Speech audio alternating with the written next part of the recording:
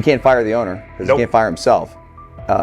Someone's head's going to roll, unfortunately, in this situation. And it's probably Stefanski and Barry. I saw on The Athletic. I don't think that's fair, by the way. Stefanski, that part.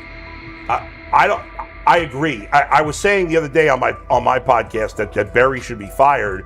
And I said I wouldn't fire Stefanski, but a couple of people made the point of saying, well, if you fire the GM, you got to give him a chance to hire his own coach, which is fair. That's true. Mm-hmm. So I would fire Barry. I would hire a new GM.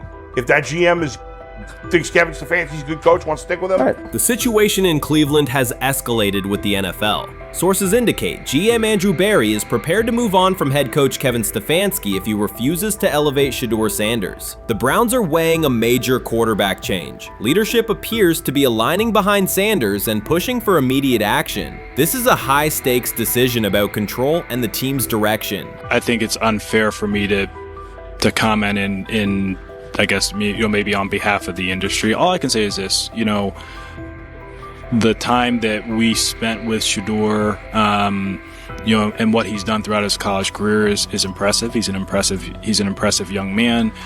He's a really good quarterback. Sometimes, fit comes into play. And I'd also say this, there are 4 more rounds of the draft. And then maybe lastly, it's less about where you get picked and what you do after you get picked. That's really the most important thing. Getting to know him over the course of the spring, he has a ton of resolve. Andrew Barry appears to be at a breaking point. Pressure from fans and within the organization to play Shedeur Sanders is intensifying. Barry is pushing for a move towards Sanders, while head coach Kevin Stefanski remains cautious about altering the depth chart. The divide is clear. One side wants acceleration, the other a measured rollout. The organization is under heavy scrutiny, and the focus has shifted to when, not if, Sanders sees the field. Has the 4th highest odds of any head coach this season to be fired. He's clearly on the hot seat. It's been a discussion for really a couple of years now, dating back to last season's 3-win season. And he's always had kind of hot and cold seasons. And now the sports books are saying he's 4th on the list. Number 1 is Mike McDaniel of the Miami Dolphins, Brian Dable of the Giants at 2, Shane Steichen at 3, and there is Kevin Stefanski plus 650 to be fired. This has moved beyond tension to outright stubbornness. Rather than elevating Shedeur Sanders, the staff has chosen Dillon Gabriel. The current depth chart looks less like a forward plan and more like resistance to change. Fans have been clear about who they expect to see, yet the organization keeps delaying. Every week without a real evaluation of Sanders slows development and blurs accountability. Cleveland is choosing a conservative approach when a decisive decision is needed, sending a message of uncertainty to both the locker room and the city. Now being the 3rd-string quarterback for the Cleveland Browns, was that so much was made out of unbelievable. He actually made the team as the 3rd-string quarterback. Like that was a big deal. Like that was somewhat of a surprise to a lot of people. He should have been the first pick in the draft. Kevin Stefanski appears to be doubling down to validate his approach. Despite sustained demand from Browns fans to see Shedeur Sanders reflected in chants, merchandise, and constant discussion, he continues to keep Dillon Gabriel in front on the depth chart. The decision functions as an assertion of control rather than a response to momentum. Even with clear signals from the fan base, Stefanski is staying with Gabriel and delaying a full evaluation of Sanders. It is a deliberate choice to maintain his plan and pacing, not to accelerate change. Cleveland is prioritizing continuity over recalibration, keeping any transition to Sanders on hold. But yeah, I mean, the Browns are in a tough spot. They have wasted. You traded a ton of high draft capital to get Deshaun Watson. You've gotten nothing out of Deshaun Watson and missed an opportunity. Like, who knows who they would have drafted. Now, maybe they would have screwed up those picks and the Browns would still be in bad shape.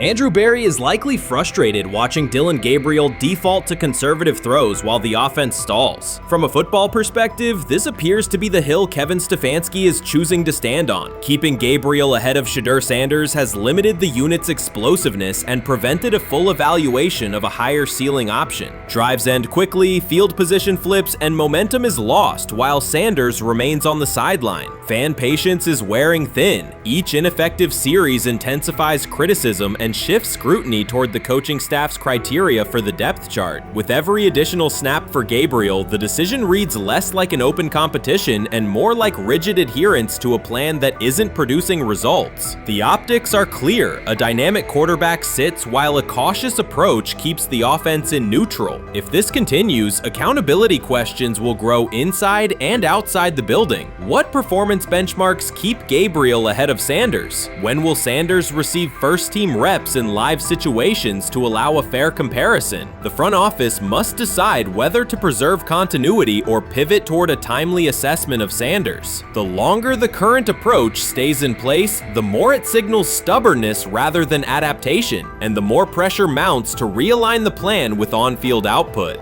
I honestly see it happening if the Browns lose a bunch of games. Like if they get 5 wins or less, I see the report coming out now that Stefanski will be fired. I don't want it to happen. I want the Browns to be good, win a bunch of games. I think that they're going to be a team that is slept on and can at least get 7 wins, which is why if they don't, I see Stefanski getting all the blame for that, and there'll be a new coach in Cleveland. Because their players, to me, are there once again.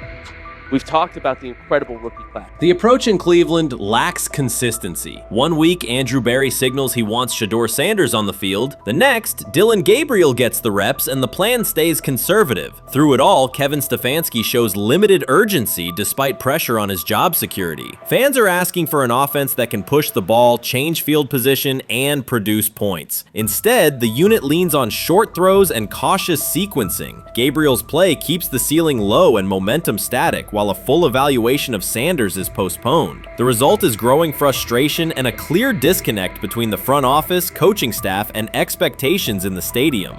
The NFL tried to teach him and his father a lesson.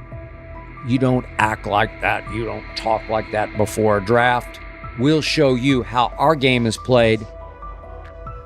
We will watch you plummet all the way.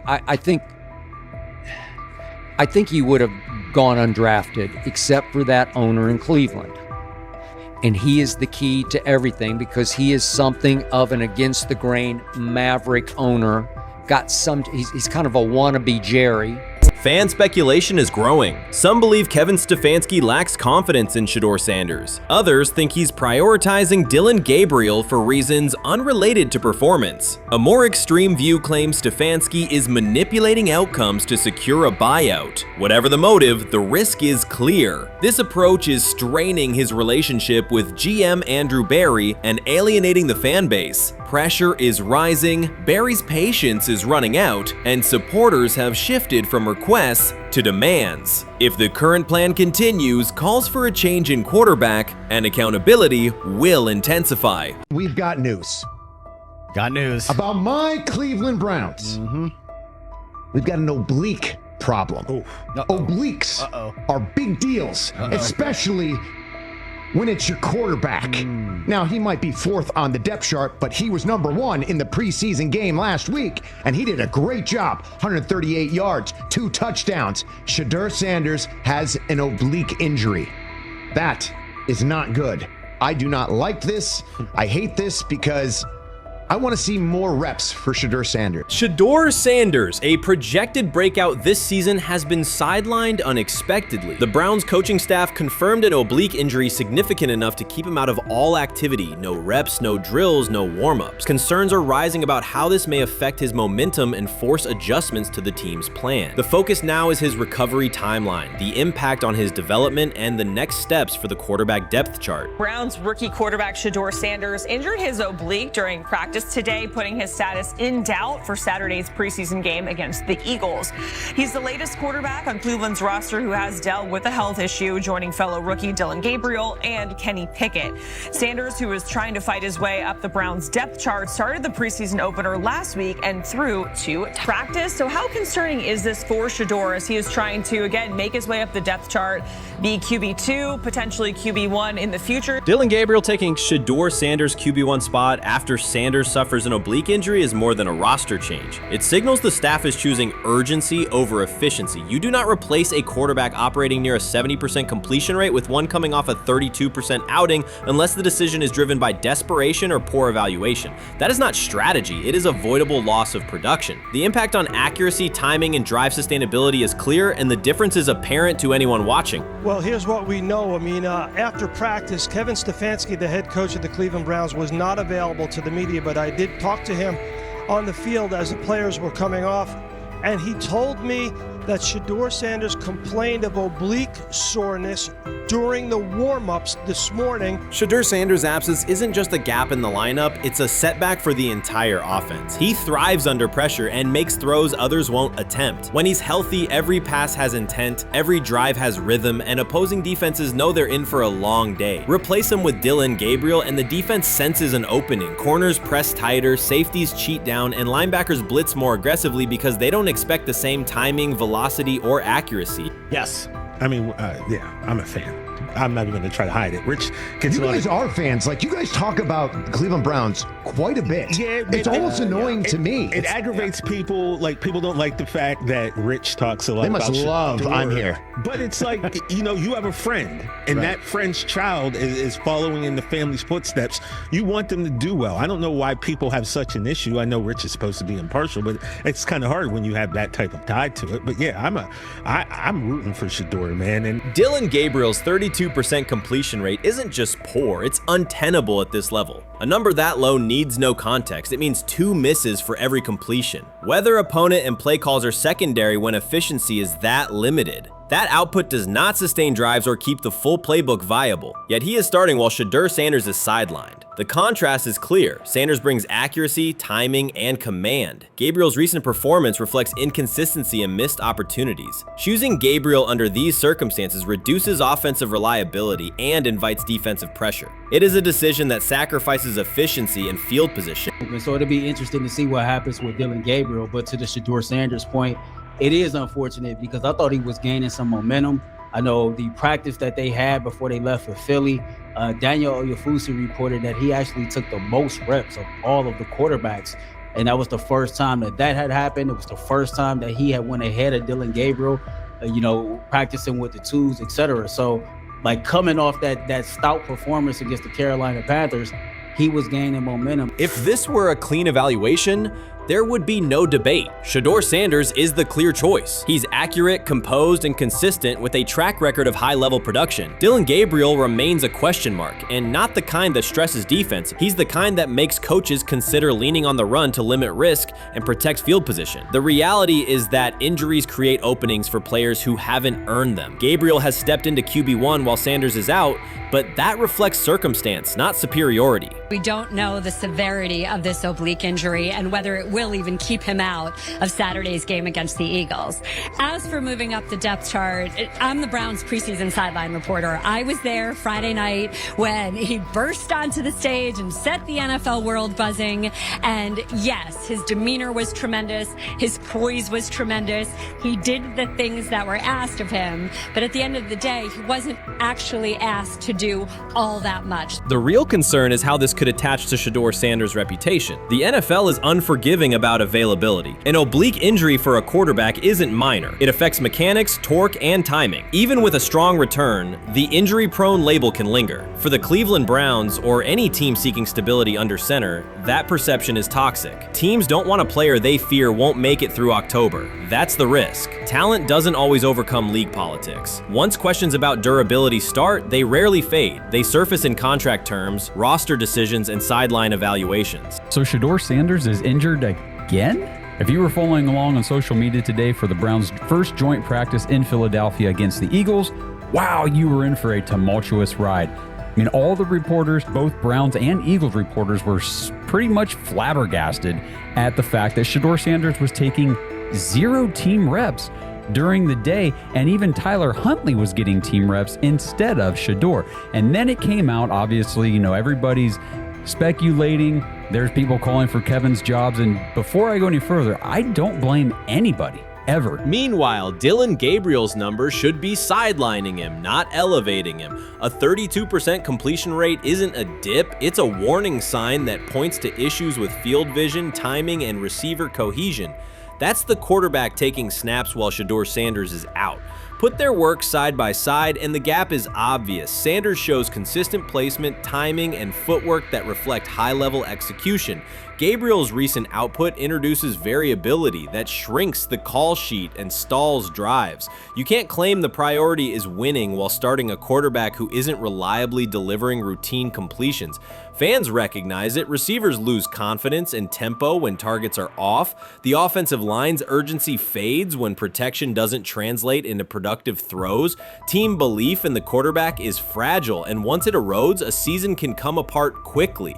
We could be looking at, 3/4 of Snoop and maybe 1/4 of Dillon Gabriel. Not really exciting for the fans. Of course, it would be nice to see what Dillon looks like. Did spend third-round capital on him. If you're Dillon Gabriel and you're a rookie, is not you be want to get healed. You want the reps. You want to take these reps. So what do you do to prepare yourself and get ready? Because, man, when rookies get injured, it's like these reps are so valuable. Yeah, sets them back a lot. We do have some video here. Mike Garafolo had some video of Jalen Hurts kind of helping Shedeur use his cart to get off the field here. Shedeur Sanders changes the entire equation. His presence under center keeps defenses honest, keeps teammates engaged, and expands the coaching staff's options. You can call vertical shots, open the playbook, and control the game's tempo. Dillon Gabriel limits that. With him, the playbook narrows, drives stall, and the defense ends up on the field too long trying to compensate. The Cleveland Browns are not in a position to gamble at quarterback. This is a franchise with a difficult history at the position. With Gabriel, the issues are visible from the stands. A 32% completion rate won't jump to 60% with a few extra reps. If anything, it will decline as defenses present looks they would not risk against Shedeur. And that's the core issue. Shedeur Sanders at 80% is still a better quarterback than Dillon Gabriel at his best. That isn't exaggeration, it's the numbers. If Sanders is a 70% passer when healthy, even a drop to 60% keeps him well ahead of where Gabriel is now. Yet the team is rolling with the quarterback who isn't delivering routine completions. Every week Sanders is out, his hold on QB1 loosens. That's the hard truth. The longer Gabriel stays in the role, the more coaches cite continuity and chemistry to cover what's happening on the field. Every throw and every drive has to be a statement, not just to win, but to erase any notion that Gabriel is a legitimate alternative. In the NFL, QB1 isn't handed back because you used to be the best option. You have to take it.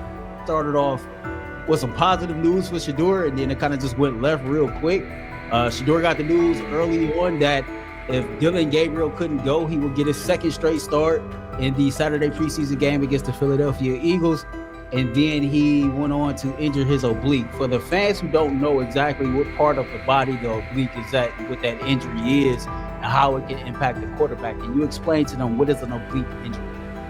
It's like up in this area, right? Well, you can't see me, but like right up in here, when you go to throw, like obviously that's all that. So the truth is straightforward. The Cleveland Browns, or any team in this situation, aren't going anywhere meaningful with Dillon Gabriel under center. You can frame it as progress and point to selective highlights, but reality will level it out, and by then the season is already slipping. Shedeur Sanders is the difference between a team with a path forward and a team playing out the schedule. He reads coverages, delivers on-time throws, and forces defenses to respect every level of the field. Gabriel turns the offense into guesswork. The NFL is built on results, and the results are clear. Gabriel's 32% completion rate functions as a warning sign. It doesn't need context, a clinic, or a film session to explain. It signals inefficiency that stalls drives and compresses the playbook. Yet he has been handed the role Shedeur established through precision, composure, and production. That decision undercuts the stated goal of winning. With Sanders, the offense retains structure, rhythm, and threat. With Gabriel, it narrows and exposes the defense to longer stretches on the field. Honestly, guys notice it more when you're out winning games, right? If Cleveland starts off in a bad start, they're not doing well, and all of a sudden Shedeur or Dillon Gabriel are doing well in 7-on-7, they're throwing dimes. In practice drills, the number one defense can't stop them. People take notice of that, and the more that the players see it, then the the comments start happening over the lunch table. They start happening throughout the building, and that's when the pressure really will get severe. The Cleveland Browns were focused on resolving their quarterback situation until Jason Kelce made pointed comments that triggered a strong reaction from ownership. The response inside the organization was immediate and intense. What exactly did Kelce say that has the dog pound on edge and the front office under pressure? We've seen that miserable game by the Cleveland Browns. So they throw Joe Flacco in there, and I like Joe Flacco. He did good, but they gave him the resource of all the first-team guys. Then they throw Dylan Gabriel in there with first teams and second teams. So Dylan always is getting protected. The same thing again, they gave this scrub max protection on every play. Yeah, he completed some passes, but let's talk about his mistakes. He's still inconsistent with his throws, but he at least had max protection. The Cleveland Browns continue to be defined by inconsistency and avoidable setbacks. Even as fans hoped the organization had turned a corner, Jason Kelce, fresh off retirement, offered a direct critique that reignited doubts about the team's direction. His remarks implied the franchise's structure and decision-making remain unstable and recent progress may not hold. The takeaway for leadership is straightforward. Identify core issues, align on a coherent plan, and execute with discipline. For supporters, it's another sign that the problems run deeper than a single season. They throw Shedeur Sanders in there with the lowest cab drivers you couldn't even get on 5th Street.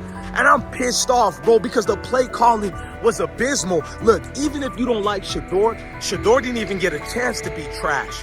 Even if you think Shedeur is garbage, he didn't even get a chance to be garbage. That's how awful the offensive line was. Kevin Stefanski still doesn't want to give Shedeur second strings and first strings reps. Why is that? Browns ownership's response shifted from measured to urgent. The pattern is familiar in Cleveland. The team once treated Johnny Manziel as a franchise solution, retained Hugh Jackson for a second year despite results, and invested heavily in Deshaun Watson through a costly trade and contract. These decisions reflect aggressive but poorly aligned planning. The outcome has been continued instability instead of sustained progress.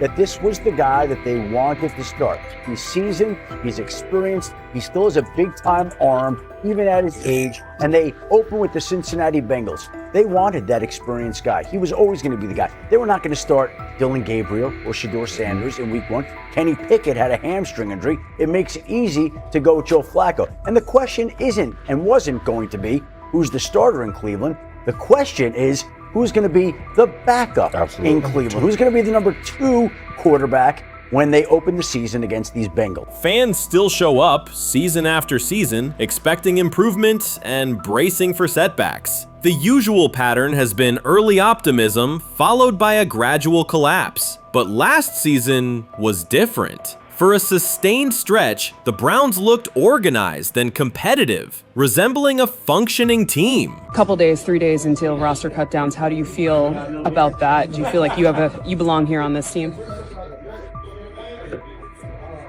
Obviously, I think overall as a player, I feel like I put in the work. I feel like everything I do, I try to do it to my best, and that's all I ask for. So I feel like everybody feels like, they should be on the team, and if you ask anybody on the team, would they feel like they belong, in their own eyes. So I feel like I do, but I'm my own player, I think about myself in a high regard. The front office entered the offseason confident. Kevin Stefanski was being praised and the Dog Pound believed the team had made real progress. Then Jason Kelce delivered a pointed assessment that cut through the optimism. Fresh into retirement, the former Eagles All-Pro and Super Bowl champion said Cleveland still looks like a team patching over issues rather than building a durable contender. Kelce's view was direct. The Browns' structure is fragile, and the roster is too dependent on perfect health at quarterback. He argued the team is one injury away from losing continuity and sliding backward. Because Kelce has operated inside a stable, championship-level organization, his comments carried weight with players, media, and fans. The reaction was immediate. People took his critique seriously, not as outside noise, but as an informed evaluation of how a successful team should be built. Ownership also felt the impact. Jimmy Haslam's response shifted to urgency, a sign that leadership recognizes the stakes. The criticism arrives in the context of prior high-risk decisions, especially the fully guaranteed $230 million commitment tied to Deshaun Watson. Watson has missed time and shown inconsistency when available, and the contract has constrained flexibility. Kelce's remarks highlight why depth, alignment between the front office and coaching staff, and a clear contingency plan at quarterback are non-negotiable. The takeaway is straightforward. Cleveland must convert last season's progress into a stable framework, protect the quarterback, deepen critical positions, and establish a plan that survives injuries and short-term setbacks. Without that, the games that fueled optimism will remain temporary. If you're a betting man, who do you think starts for the Browns at quarterback? Okay, this is the situation. Kenny Pickett, they actually traded for him. Joe Flacco, no one's bringing Joe Flacco in the building thinking Joe Flacco's going to be the starter. If Joe Flacco is your starter, you got a problem. You have a huge problem. And if they were saying Shedeur was the starter as the 5th rounder, you got a real problem too, because he passed over all these guys in these reps in the offseason in shorts, in bikini shorts, Speedos and stuff. Like, no. That kind of stuff. So I'm not that surprised. When you put down a 3rd round pick on a quarterback, you do believe he has a certain skill set. Jason Kelce stated the obvious. Cleveland committed to a quarterback who hasn't played at an elite level in years, and Joe Flacco's playoff run didn't change the long-term outlook. Ownership appeared more upset that the criticism was public than by the substance of the critique. Many fans agreed. They've seen this pattern before. Rosters age, injuries are inevitable, and when a single contract dominates the cap, one setback at quarterback can undermine the entire season. Kelce's broader point was about structure. The Browns prioritized the high-cost, uncertain starter over depth and contingency. The late-season surge masked issues that remain: limited cap flexibility, thin depth at key positions, and an offense that lacks a credible Plan B. Fans recognize how quickly a strong defense can decline with injuries, and how an offense without redundancy stalls. The AFC North raises the stakes. Baltimore with Lamar Jackson sustains a top standard. Cincinnati with Joe Burrow returns to contention when healthy. Pittsburgh rarely slips below .500 under Mike Tomlin and wins with defense and consistency. In that environment, Cleveland can't rely on perfect health or peak form from one player. The path forward is clear. Diversify cap allocation, reinforce the offensive line and receiver depth, carry a legitimate backup plan at quarterback, and install a scheme that functions regardless of who is under center. Given what we saw yesterday with Shedeur Sanders, somebody on the Cleveland Browns is 100% getting fired, probably by the end of this year. The person who's probably going to end up getting fired is Kevin Stefanski, because I know that he didn't want Shedeur Sanders on the team. It was Andrew Berry who made that pick. You can't really go against your GM. Bad things happen in this situation. But Shedeur Sanders is not without fault for what we saw yesterday. This is the play that we saw yesterday that has the internet just exploding, where Shedeur Sanders took like a 24-yard sack.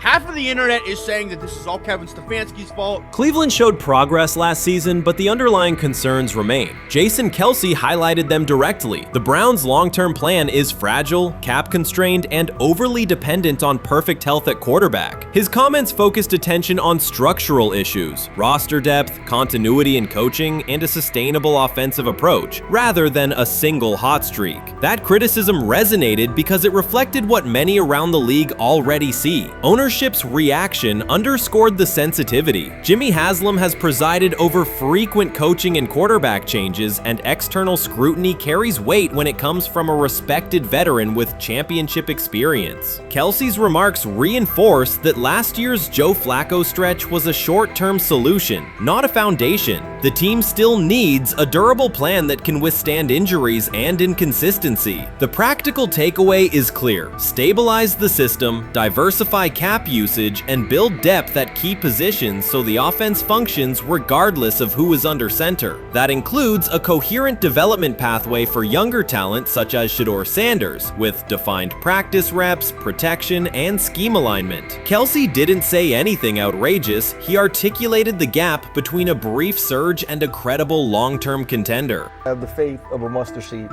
Right, because this is the greatest resurrection since Jesus the Christ. Right, like at some point, Joe Flacco was thinking about getting into TV. Yeah. Right, Joe Flacco didn't have a job, and then now you not only come back and start for the Cleveland Browns late in the 2023 season, but they came back around to you. You're now the day one starter for a franchise that just 2 years ago was in the playoffs. The Browns quarterback situation remains unsettled. Deshaun Watson was expected to be the long-term answer, but injuries and inconsistent play have prevented him from reaching an elite level. When the team turned to Joe Flacco after Watson's season deteriorated, Flacco immediately lifted the offense and produced results that highlighted the gap between expectations and reality. That a 39-year-old late addition could outperform a $230 million starter was not just a short-term surprise, it raised fundamental questions about roster construction and evaluation. Quarterback depth has been fragile, and the late-season surge masked broader structural problems. Jason Kelce's remarks made that clear. Cleveland is vulnerable if the starter is unavailable, cap flexibility is limited, and the offensive plan lacks a stable contingency. His critique drew attention to leadership and planning as much as on-field performance. Jimmy Haslam's strong reaction reflects the pressure on ownership. The organization has promoted a message of stability and progress, but Kelce's assessment suggested those gains are not yet durable. The path forward requires a realistic approach to the cap, a credible backup plan at quarterback, and a system that holds up regardless of personnel. He lied to us all when he said that this was going to be an open competition, a four-man open competition when it comes to the QB situation up there in Cleveland, in which, from the looks of it, all we've seen it be was a three-man race. The only people that has been getting reps in with the first team or with the veterans are Joe Flacco, Kenny Pickett, and Dylan Gabriel. We've never seen my boy Shedeur Sanders get a chance to get in. Even with him doing the things that he has been doing up there, he has yet to get in with the... Shedeur Sanders was caught off guard by Coach Kevin Stefanski's recent remarks, which have sparked talk of bringing in another starting quarterback. Commentators are debating whether Stefanski's comments reflect eroding confidence in Sanders or a brief lapse in judgment, but the rookie now faces intensified scrutiny over his role. The Browns, we got an analyst that says that Shedeur Sanders should have some kind of a ban? Banishment of some kind? Come again? Say what? For what? And we've got, this would be more troubling. If I'm a Browns fan, and this is where we're going to start, potential dissension in the ranks of the front office and the coach. And over what? Quarterback. When a program's headline quarterback suddenly becomes the subject of sideline murmurs and quiet searches for replacements, the situation is unmistakable. It's a breach of trust. Shedeur Sanders, the passer who put Colorado back in national conversations with his production and profile, has just received a clear message that his job security is in question. Coach Kevin, the assistant previously considered to be in Sanders' corner, made remarks that ignited speculation about changing quarterbacks. Fans, analysts, and even Deion Sanders are now reassessing the team's unity and its true plan for the position. The comment was no accident. It was a deliberate signal that the staff may soon elevate a backup. For perspective, Shedeur Sanders did not step into ideal conditions last season. He was sacked so often that Colorado could have dedicated a locker to every opposing edge rusher who reached him. Could I possibly go to bat for Kevin Stefanski as a great head coach? No, I couldn't. Could you go at bat against him, saying he's a horrible head coach? No, I can't. I think that's why we fall in the middle. I think that's why in a lot of these discussions, and that's why a lot of the rankings, you see him right now in that 15 to 20 range, somewhere in that middle pack of NFL head coaches. I've said earlier, Kevin Stefanski has already been given more head coaches than any coach I've ever seen in Cleveland. Starting with the decision to move on from Baker and him clearly still having another level to get to in Tampa. Last season, Shedeur Sanders often had to operate behind an offensive line that provided minimal protection, yet he still delivered precise throws and critical drives. At times, he seemed to be carrying a struggling roster almost on his own. Despite the constant pressure, he never complained, never threatened to transfer, and never acted entitled. He remained with Colorado because he trusted the program, trusted his father, and believed in the team's larger mission. That loyalty is why Coach Kevin Stefanski's recent statement that the quarterback competition is wide open struck so sharply. The remark implies that Sanders' starting role is insecure, as though the player who absorbed countless hits while holding the offense together is simply another name competing with walk-ons and first-year athletes who are still learning the cadence. This goes beyond ordinary coach language about fostering competition. It introduces genuine uncertainty about the staff's confidence in Sanders and invites speculation that Colorado is actively assessing outside options through the transfer portal. By characterizing the position as vacant, Stefanski has planted seeds of doubt that could quickly evolve into rumors and undermine the stability of the locker room.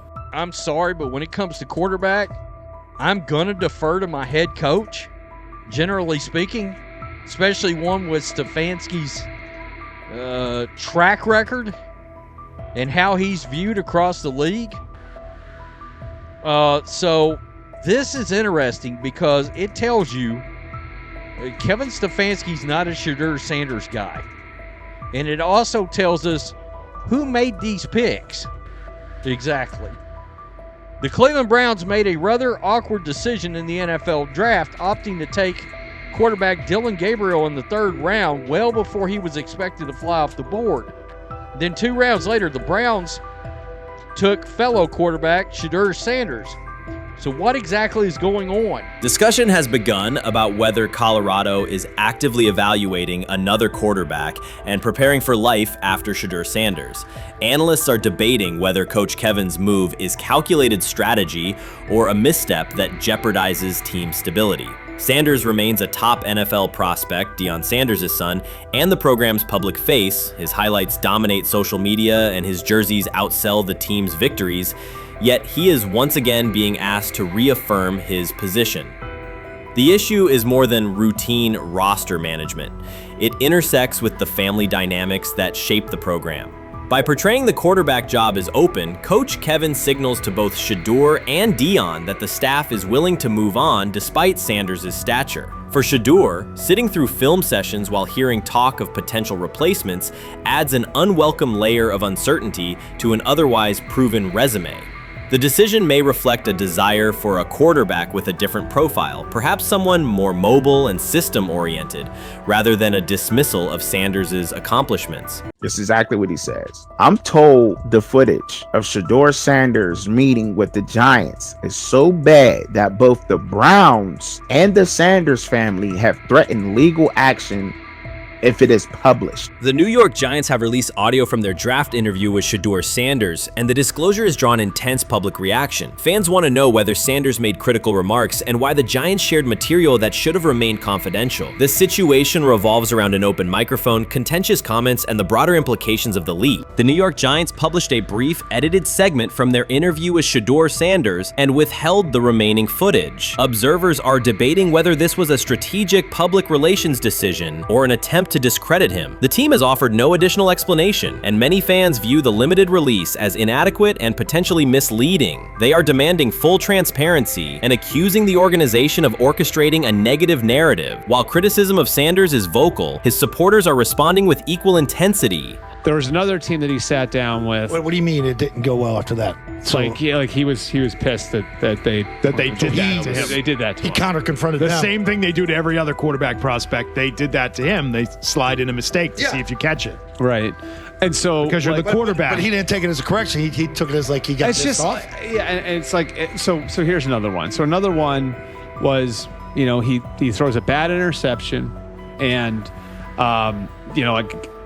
it was a deep throw early in the game, and he comes back and they go in the meeting, they show the interception. The Giants have released only a brief excerpt of the interview and are refusing to share the rest. Their decision has drawn criticism across TikTok, X, and Facebook, where many see it as a poorly handled public relations move. Fans are calling for the full recording to be published so the situation can be judged in its entirety. The GM is on film that the son, they asked the son last draft, who you think I should pick? His son you need to get the Jaden Daniels, big.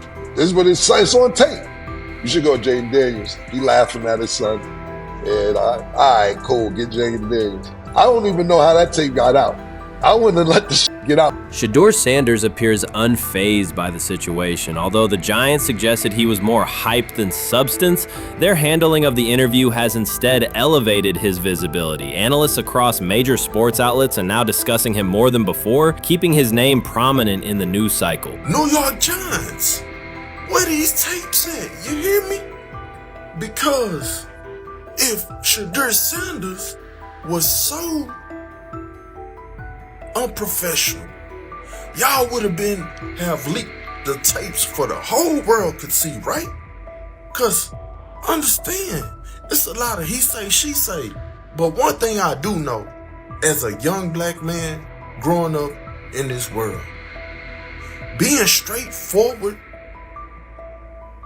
and not sugarcoat anything. The Giants' PR team appears to reject Sanders' family connection outright, a decision many view as unprofessional and lacking nuance. Internal discussions seem to have dismissed quarterbacks with prominent relatives as poor fits for the organization, revealing limited awareness of public perception. The response was swift. A single edited clip ignited widespread debate on social media, with fans asking why essential segments were held back and what the team might be hiding. Critics argue that if the full interview contains nothing damaging, the club should release it in its entirety. Online discussion intensified immediately and continues to gain momentum. What they do during the film and the combine and the meetings is teams will install mistakes intentionally planted in the install, and they want you to catch them. Shedeur didn't, and when a coach called him out, once again, it didn't sit well.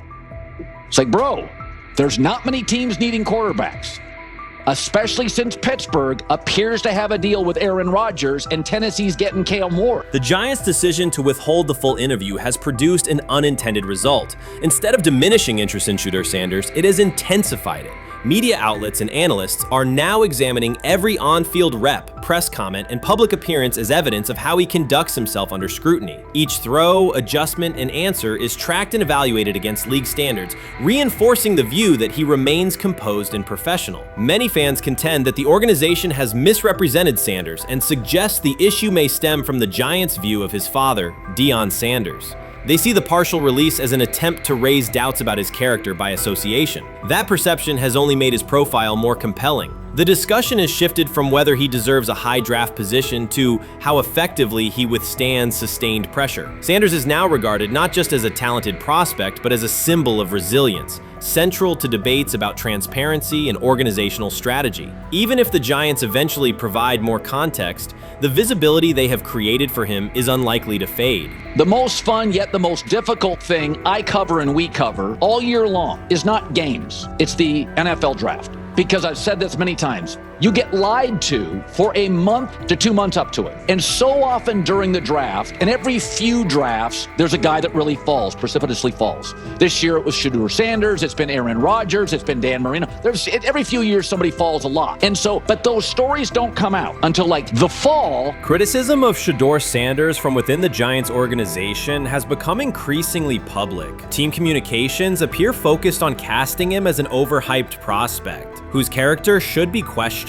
a narrative that seems aimed at shaping opinion rather than assessing performance. Yet each selective release or negative remark has instead amplified attention on Sanders and elevated his reputation. Efforts to confine him to a narrow, unfavorable image continue to produce the opposite effect, reinforcing his position as an underdog who endures external pressure. The debate has shifted from football analysis to broader concerns about narrative control and transparency. Fans, reporters, and online communities are still urging the Giants to publish the full interview, arguing that only complete context can resolve speculation. The organization's refusal to comply has intensified scrutiny and led many observers to conclude that the team underestimated public reaction and now faces questions it could have avoided with full disclosure. The tapes, the New York Giants have the tape. They definitely have the tape. It's confirmation that they had the tape. Shedeur didn't do nothing. It's what they saying he did. I'm gonna tell you what these mixed reaction right here. So we already know about the New York Giants, but the Pittsburgh Steelers head coach Mike Tomlin reported admired Sanders' talent, but hesitated to draft him due to previous challenges with quarterbacks like Russell Wilson and Justin Fields, leading to more cautious approach.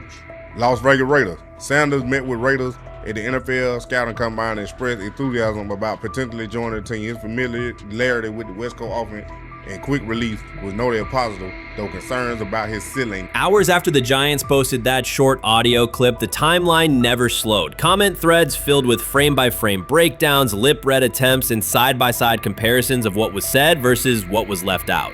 Reporters called league contacts. No one could explain why a franchise would stir this level of curiosity only to seal the vault. Each refusal sharpened focus on Shedeur Sanders, turning routine throws into national talking points. Analysts kept circling back to the same note. His cadence at the line looks unchanged, steady against the noise. Hashtags demanding the full interview, trend drop, and trend again. Podcast hosts bump scheduled segments to lead with the leak. Rival teams get asked how they would handle a similar situation, then quietly check their own archives. Inside Giants headquarters, the plan to shape the story looks less like strategy and more like a slow burn spotlight they can't switch off. And now every preseason snap, every media availability, every stray sideline camera angle gets fed into a loop that asks, what are they still hiding? The file remains locked. Curiosity keeps compounding.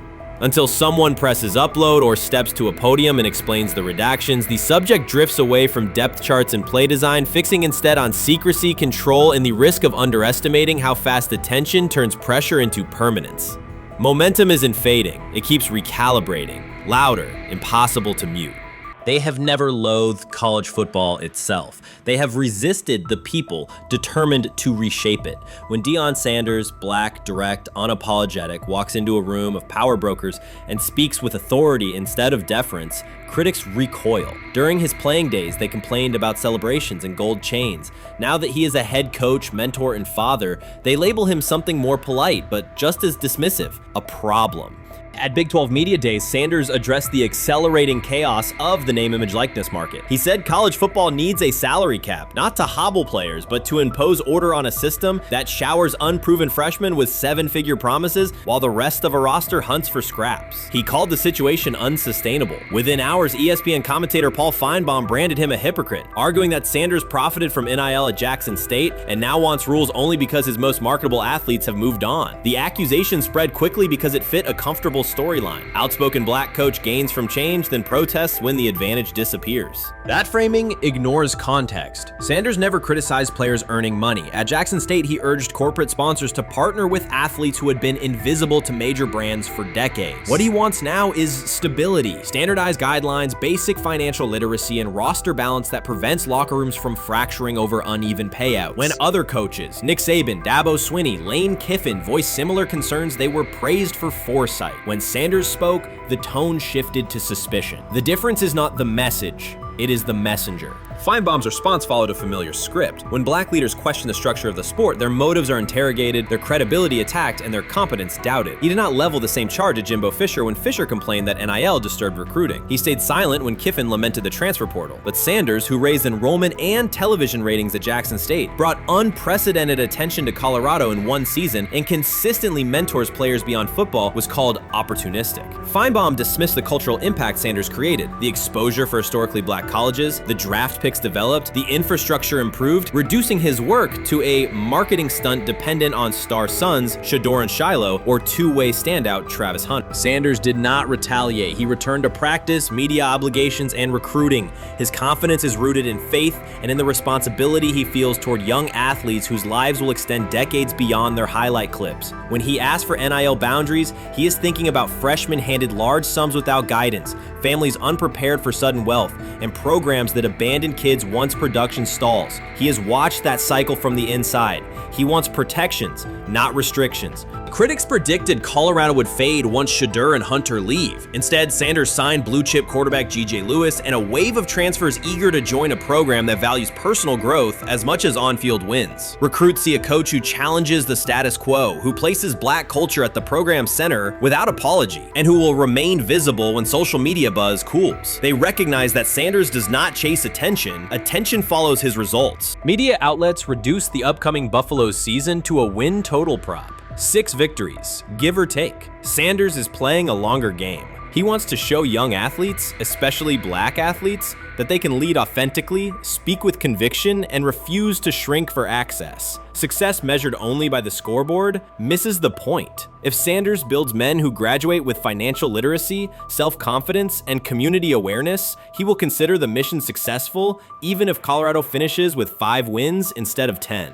None of that registers with commentators invested in an older hierarchy. For them, leadership should remain predictable, reserved posture, muted tone, minimal cultural expression. Sanders contradicts that image. The possibility that his methods could spread to other coaches, to other programs, threatens a model that has kept decision-making and revenue streams concentrated for generations. So the debate is not about hypocrisy or payroll ceilings. It is about control of the narrative and who is deemed qualified to write it. Sanders refuses to surrender that authority. He knows order is necessary. He also knows whose voices have been ignored whenever real reform is discussed. By speaking plainly, he forces television panels, athletic directors, and conference commissioners to confront issues they would rather defer: financial education, equitable resource distribution, and consistent national standards. Whether Colorado exceeds betting lines this fall will not change the trajectory Sanders has already set. He made Boulder relevant, energized recruiting beyond traditional power corridors, and broadened college football's cultural reach. That influence will persist long after social media debates cool. If his call for NIL structure eventually becomes policy, as the NCAA and Congress now contemplate, Feinbaum's soundbite will fade, while Sanders' imprint endures. In the end, accusations of hypocrisy say more about the accuser than the coach. Sanders has remained consistent: empower athletes, hold adults accountable, and inject stability before unchecked money corrodes the locker room. The people who stand to lose clout in that environment prefer the chaos they can manipulate. Sanders prefers a system that nurtures the players who make the sport worth watching. His advocacy is rooted in experience, not self-interest, and his critics will have to decide whether to engage with that reality or keep shouting from the sidelines.